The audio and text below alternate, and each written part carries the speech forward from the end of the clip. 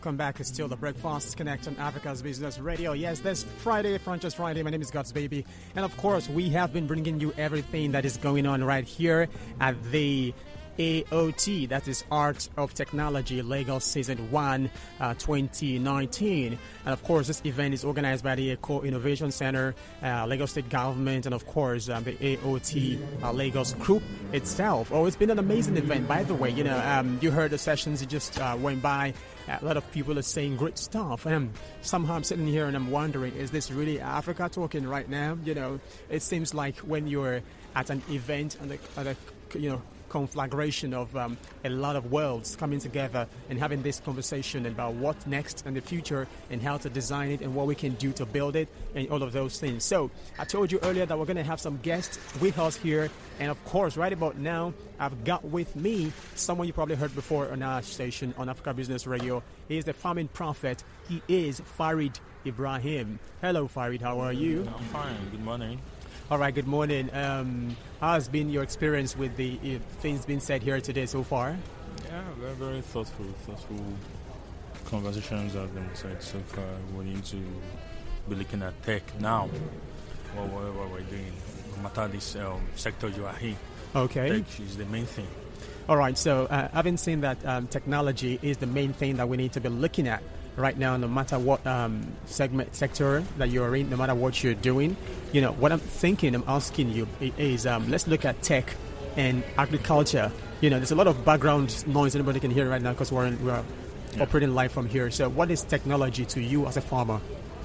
Yeah, technology is something that makes your life easier to the layman on the street.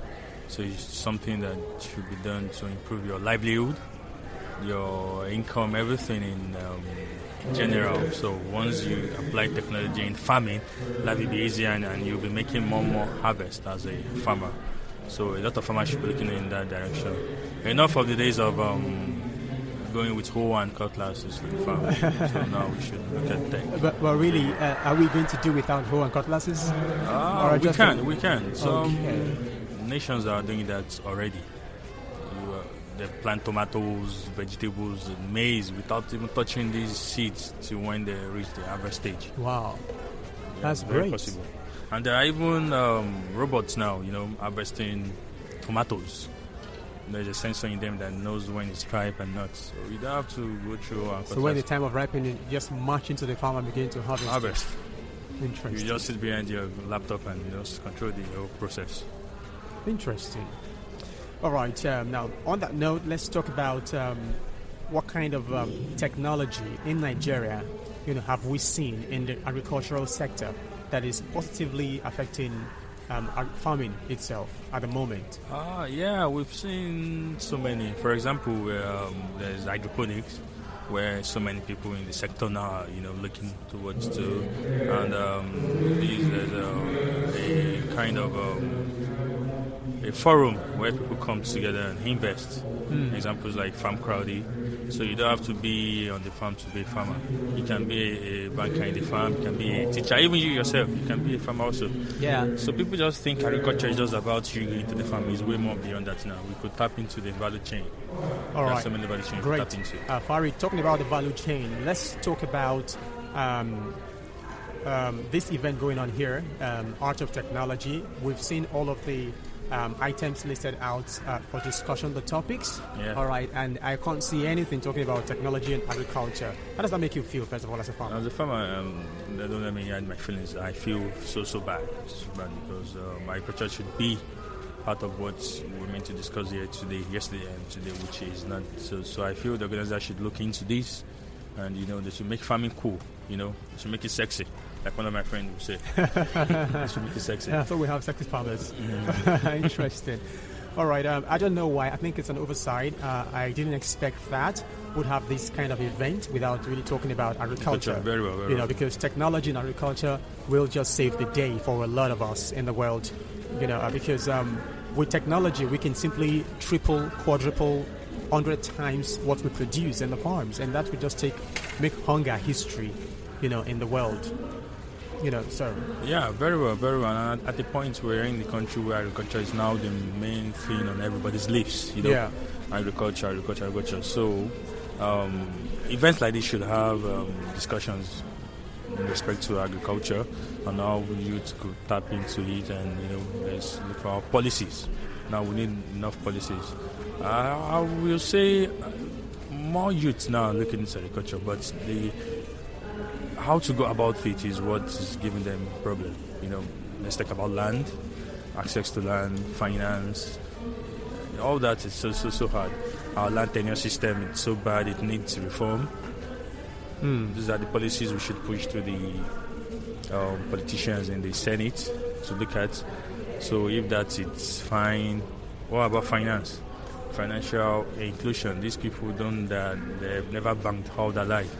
They don't know how to access finance. They don't know how to do all these things.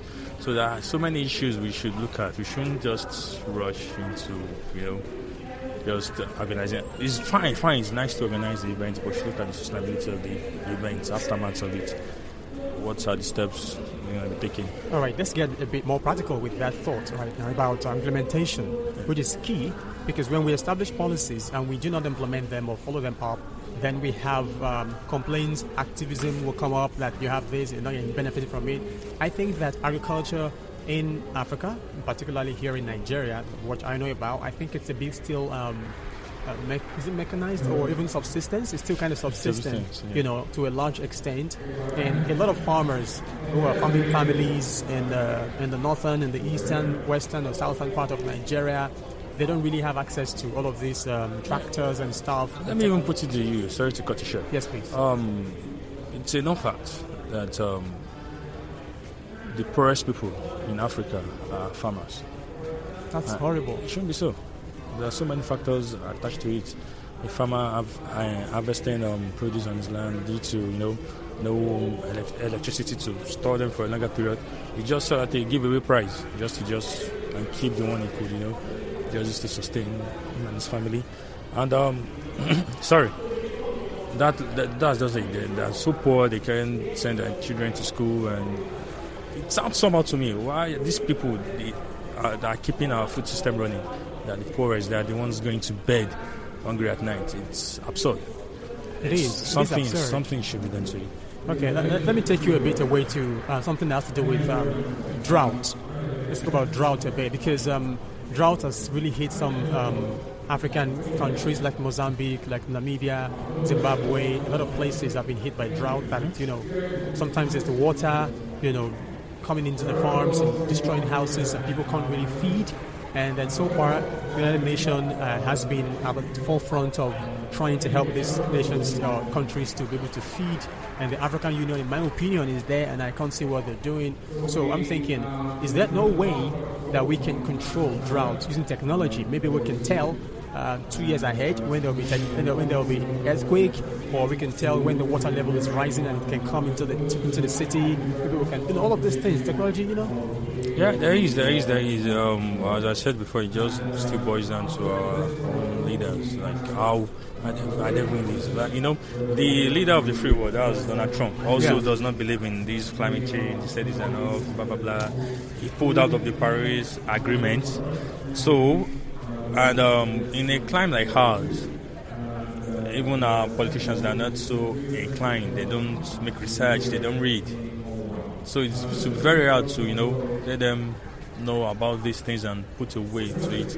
For example, now the Lake Chad is drying up, and I would say Lake Chad is part of the major factor that allow these farmers, elders, not even farmers, elders, I would say elders farmer, because they're doing it to the farmers first. Why you say farmers elder? So the other farmers clashes. They have to bring their animals down here, and the shrinking size of Lake Chad is giving Nigeria and neighboring countries a really, really big problem. So we should look at a way of that. The United Nations is looking at something to do about that. But I'm still saying is, we as citizens, we should seek for policies. Okay. Nothing can be done without the government intervention. So our own part is to, do the little we can do, like this, come on radio, educate people, let people know about this, and let the conversations keep going. We shouldn't end everything here. All right. There are so many steps. For example, our research institutes are not even working. I was at one about 2 years ago at Ibadan. I was with the DG. It was like most of the revenue, money coming in from the government just goes to salary and, just the payment of staff. So not enough money for research. So that's another fact we should look at. So the Ministry of Agriculture, I don't know. If I'm the agriculture minister, I won't be able to sleep in at night because the problem is so enormous, so much. We should look at how we should solve that. So my advice is you should just keep talking. You should stop talking, keep talking, and let's clamor for policies, real policies that will see the effects. All right. Talking about sustainability of these talks, after we've had the conversation here and there, talk to this person and that person, what then? What kind of thing should we do, to sustain, to really implement? Because if we talk here right now, we decide to have an event and we draw up policies and we suggest them to the government, and the government decides to, engage us with that kind of on that kind of discussion that we've had, that conversation that we've had.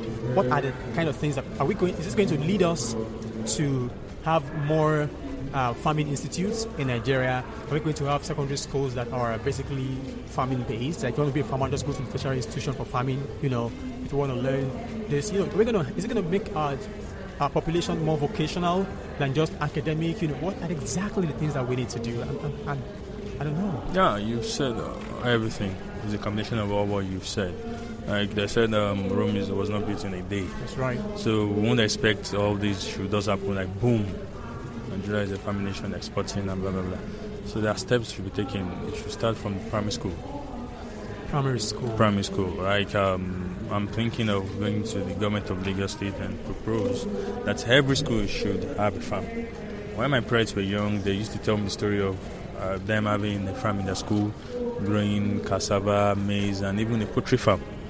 So I had farms in my secondary school, not primary. No, you can't see that again now. We're planted. So with that, when these kids, right from their young age, see all these things, in their subconsciousness, it's the feeling starts coming, the desire, the affinity between them and agriculture will start growing. And before they get to secondary school, start choosing, of course, either going to commercial or art class, they would have known what they want to do. So the real farmers will know that they want to become farmers. So from there we could start harvesting them. So the government should look very well into the education. So the education sector, the Ministry of Education and Agriculture should work together hand in hand on that part. So that's what the government can do on that. And there's so many things the children will be learning, they will be taught, from agri-business, telling them to cultivate vegetable and selling it, setting up cooperative among themselves. So they'll learn how to, work with people, group dynamics, which is very, very essential now. From there, these individuals will grow up and become business partners. So that's what we should be looking at. All right, from great. the grassroots. And we also in the private sector should, not stop the conversation. Let's keep involving this government and for them to propose good policies. All right. We will not stop the conversation. We'll also keep it going on forward with you, Jareed Ibrahim. Thank you very much for being here this morning. You're welcome. Thank you very much. Yeah. We hope that we can sustain this conversation into implementation Hopefully. as we go further. Thank you very much. Yeah. All right, so we're still here right now at the AOT, the Art of Technology. And of course, we're going to be speaking with another person right now. We have an interview. We're going to be talking to someone from the banking sector, relationship between the banking sector and the tech. We just had a conversation with farming, agriculture, and tech. We're going to talk banking and tech. And of course, my guest will be here in just a second. So stay with us. We'll bring you all the juicy stuff. We're still here. We're still here right now at the AOT, Art of Technology, Lagos Season 1. All right, don't miss out on anything that's going on here because we're bringing it out to you live right here. Stay with us.